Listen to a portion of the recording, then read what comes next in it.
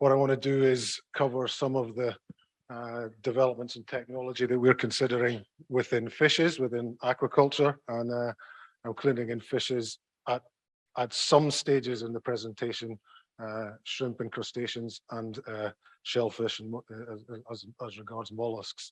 So the title of my presentation is Genetic Improvement of Farm Fish Using Biotechnology, and I want to present a position that Centre for Aquaculture Technologies, CAT, is presenting in terms of developing the technology for commercialization in aquaculture. But then I want to make some more general statements about the use of the technology in aquaculture and breeding, animal breeding in general.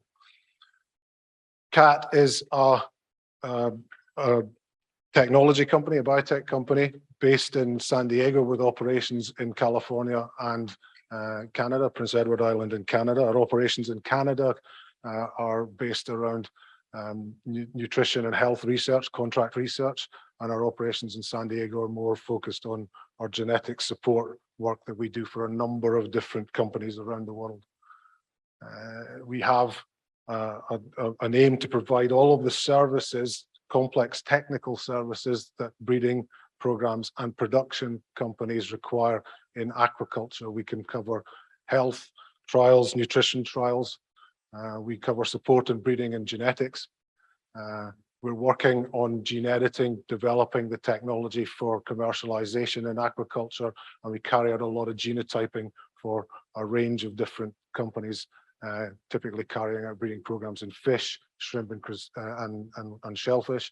We carry out that genotyping, providing support at different levels within their program. In terms of our genetics activity, we divide that into a number of different areas: applied genetics, genomics, genetic and genomic analysis, genome editing, and genotyping, and a range of different technologies in those different areas, aiming to support the development of aquaculture breeding programs. So what is aquaculture? As a young scientist aiming to go to university, I don't say I was inspired by this, but I used to watch a lot of television programs by this guy. And he said in 1979, and I won't read it out there, but basically we farm most of our food production, but in fish, we don't yet farm. We're still moving through that transition from hunting to farming. If you think about it, captive fisheries is the only legitimate form of mass food production that we still use a hunting process, and we're moving that from a hunting process to a fishing process. I've simplified the quote there that we're interested in farming, not hunting, and that's what the majority of people, I guess, in this room are concerned with. So where are we now? Where are we going? This slide was used earlier on, and I've got a lot of slides that were used earlier on by other people, which is fine. We're also thinking about the same thing. But this shows the development of production in the main food groups, protein foods that we consume over the world. So we've got pigs, chickens, and cattle as the main sources of meat that we consume. We've got aquaculture there in blue, and we've got capture aquaculture there in light blue at the bottom. The Jacques Cousteau quote was 1979, so we appear to have done a good job of growing our aquaculture industry over that time. But some points to note: cattle is one species, chickens is one species, pigs are one species. But aquaculture and aquatic animals are many species, at least 20, probably 30 or 40 different species being actively farmed around the world. So we've got to do different things in genetics and aquaculture. We've got a lot more species to deal with. We don't have the resources coming from production that we see in other meat species. So we've got to be more efficient, and we've got to learn from what happens in terrestrial species. In supporting our customers, we've got breeding programs ranging from those where we're just taking animals from the wild and beginning to breed them, all the way through to the sophisticated salmon and shrimp breeding programs that supply large volumes of those products into the market. So we have to start off giving people advice often about how you build a breeding program. And my first bit of advice is make sure you've got your biosecurity right, because you don't want to build a breeding program if a disease comes along and knocks it out subsequently. So biosecurity is fundamental what we do in breeding programs. And on top of that, we build in a range of different technologies. And many of these have been mentioned this morning, but all of those are choices that people in breeding programs for animals in general, but particularly people who are involving aquatic breeding programs need to make. So they take on these different technologies to different levels, and we provide help and support to take them through that process of growing that breeding program. That's based around a strong foundation in good practice and biosecurity. All of these processes that we add into breeding programs will add value, and it tends to be a sequential process as we take people through the process. Phenotyping is very, very important in a number of these different areas, and we build from the bottom up. We don't generally start with genomic selection, marker-assisted selection when we're putting a breeding program together. We tend to work on populations, phenotyping, developing the pedigree, and building it up from the bottom. In terms of aquaculture, a number of other things come in. The biology is very, very important. We have a number of different biologies going on in how fish are produced. We can do different things with ploidy. We can play around with triploids and tetraploids in some species of fish. We also have of animals that are very plastic in their sex control. We have various different sex systems that we can use in aquaculture, and fish are very able to be manipulated in terms of their sex. And one thing that's said often to me is, in terms of the environmental variation we deal with in fish production, it's far greater than we see in terrestrial species. Temperatures change, salinities change, tide goes in and goes out. All of these are major effects that we can't really control within many production systems. I put this slide in because I think it's quite important to remember this. There's a large amount of technologists sitting around the tables in this room. As technologists and scientists, we're fascinated by the technical and scientific detail, and we wade into that early in the discussion. And that's not what people need to know. They don't need to know the details of gene editing when we're talking about food production. We should spend far more time talking about the why we want to do things and less time talking about the technical details. And why would we want to do gene editing? Well, we can change traits that we found difficult to change before, particularly fundamental traits like sterility. And why would we change sterility? Because we don't want our animals to reproduce in an inappropriate environment. Fish farming is often carried out in wild surroundings, and we don't want the animals that potentially escape interbreeding with the wild population. We don't want them setting up feral populations. We may want to change sex of animals. That's quite common in fish. The example that Gosse talked about earlier on in layers, but also examples in dairy cattle. We only want females in some elements of production, so we may want only to generate males or females. We want to change disease resistance. There is increasing evidence that we can bring in modifications and edits of genes that have big effect on disease resistance. We want to bring those genes into populations. We want to bring that variation in, and we want to breed for it. That improves welfare, it improves sustainability. And then two aspects of sustainability that I think we need to think about: environmental sustainability and economic sustainability. Gene editing can help us in moving forward traits that improve those traits. And I think it's, from a European perspective, yes, we talk about animal welfare and disease resistance all the time. Elsewhere, we're talking about production traits. Because production is important, and economic sustainability is very important in terms of producing the food that we need. So what's the operating environment? One major issue is that gene edits are indistinguishable from natural variation, natural mutations.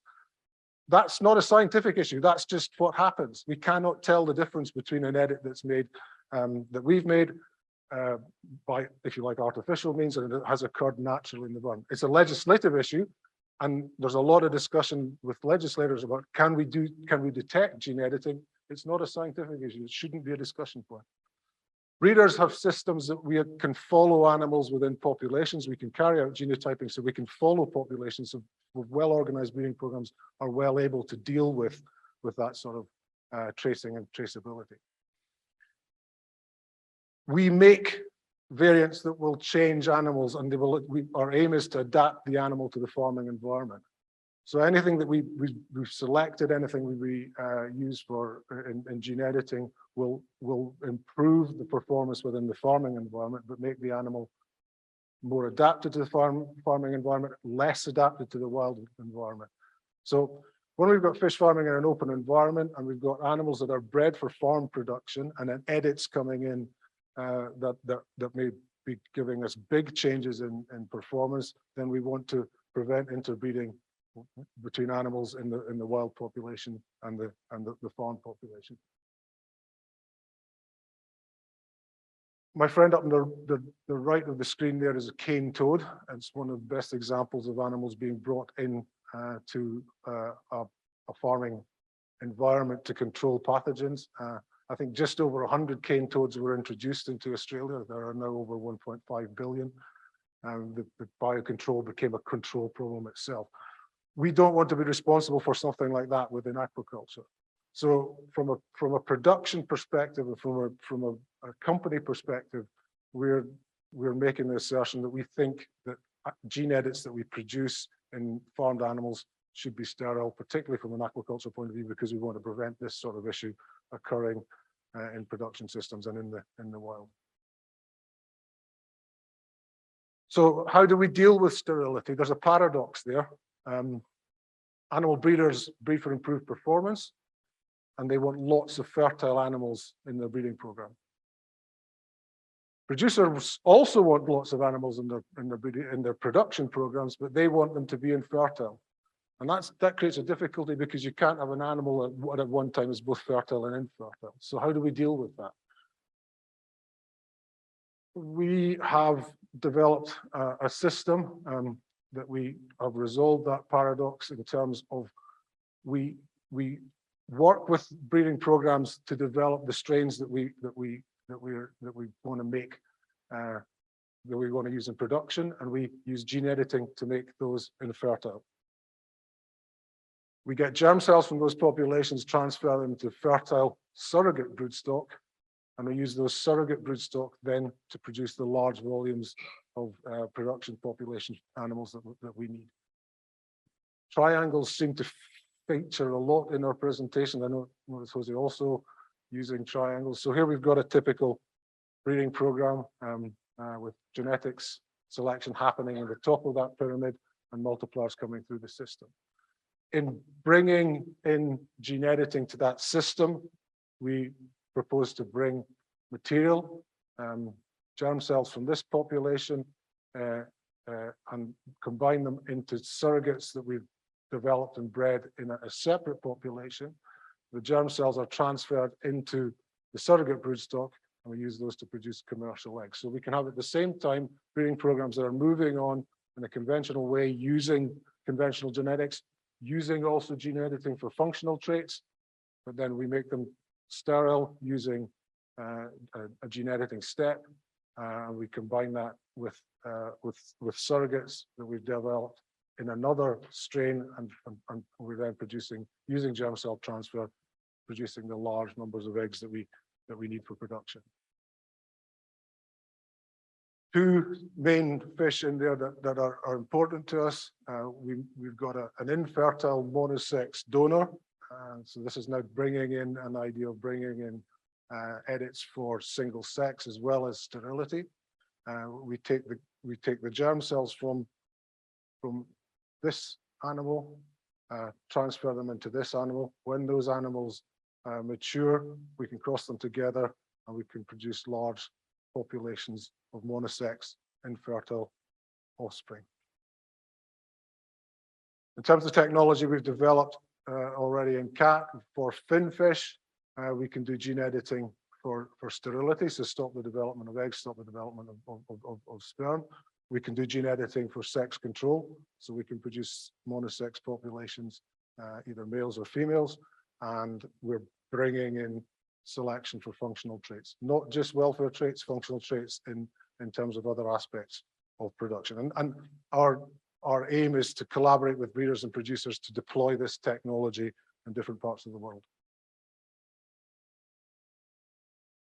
Aquaculture is many species, and try to bring it back into a bit of context in terms of what's happening in the industry and how are we going to get this technology moving.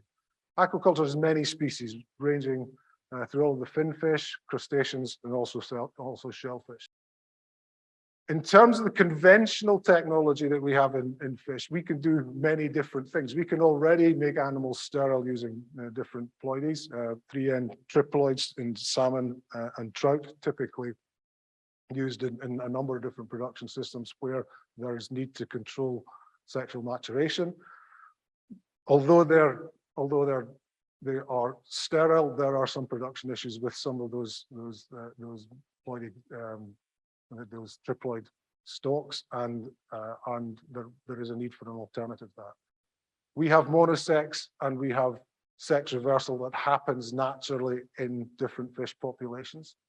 And we have species of fish that are males first, females second, and then the other way as well, females first, males second. So all of that exists already in fish production in different situations.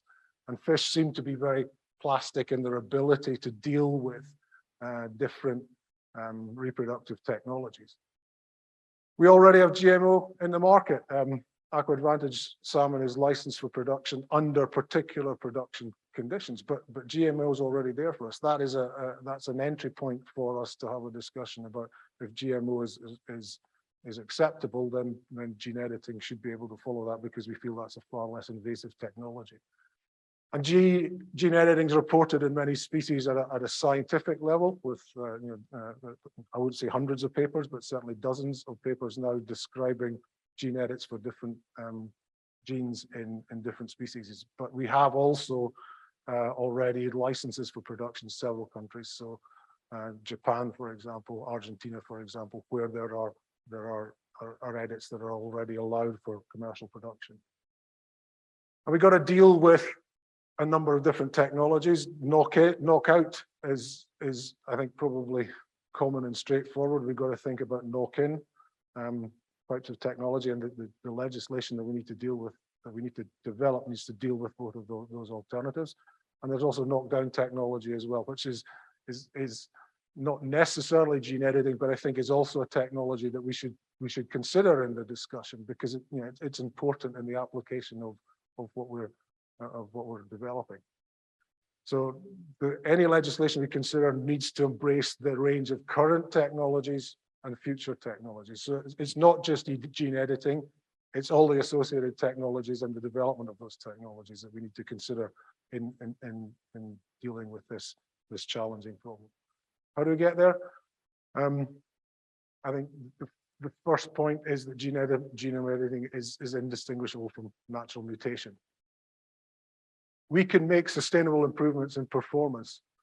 We can bring in sterility, which handles some of the issues that people in society might raise to do with gene editing. If the animals are sterile, from a sterile background, that's less of an issue for people than animals that are changed with different genes. From my perspective, it's unethical not to use this technology if we can improve health and welfare of animals. If we're able to improve disease resistance of farm animals using this technology, we should take the technology forward. That's not a question for me. It's unethical not to do that. And we know that technology can be used to deliver a range of different outcomes. If we can think about the internal combustion engine, we can think about invention of dynamite, we can think about nuclear energy, we can think about a number of different technologies that can be used both positively and negatively. And from my perspective, what we need to deal with is, how do we take this technology? How do we assess it and deploy it in such a way that we do good things with it? We improve systems. We don't stop developing because it might be used for production or systems that have negative consequences. So I think I've tried to explain where I think aquaculture is. I've tried to put this in context and say, where are we going to take the technology? We should be taking this technology forward because it can be used for good things. And it's just because there are potential negative consequences shouldn't stop us taking the technology and using it to improve the health and welfare of farmed animals. So thank you for your attention. I hope that was close to 15 minutes.